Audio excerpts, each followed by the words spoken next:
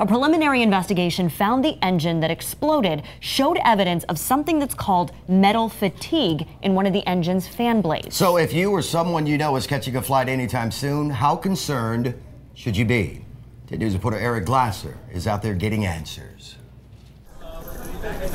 Passengers at TIA boarding their flights today less than 24 hours after the engine of a Southwest Airlines 737 blew apart, piercing the plane, killing a passenger. And yes, it makes my anxiety higher. I'll definitely be watching to see the investigation, what actually happened. What I hope they're already doing is just look into it and make sure that it's not a systemic issue. Early inspection reports blame metal fatigue, an engine fan blade failing. They are working hard right now to see if there's some kind of commonality that will trigger this in another aircraft. 10 News aviation expert Mark Weinkrantz says the CFM56-7B is one of the most popular engines in the world. Thousands of flights a day, millions of titanium blade rotations without incident, which is why Weinkrantz says it's doubtful the FAA would immediately ground any aircraft until they know more about this specific incident. They're looking at exactly when the engine was manufactured, whether engines were made in the same shop. Every single part in that engine has a monitoring number.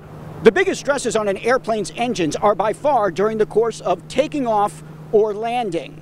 But in the case of the Southwest Airlines disaster, it was already cruising, which raises the question of whether something may have happened to that engine blade either during the course of takeoff or while it was early into its flight, not necessarily a material defect.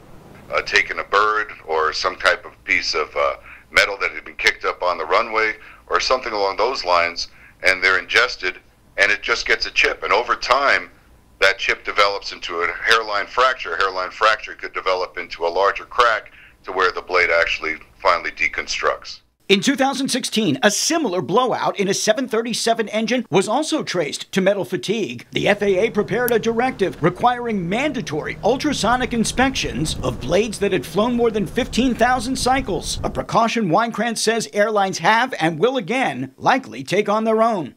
In Tampa, Eric Glasser, 10 News.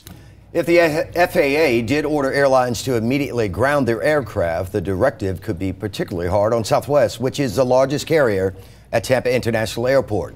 That's because the airline's entire fleet is comprised of Boeing 737s.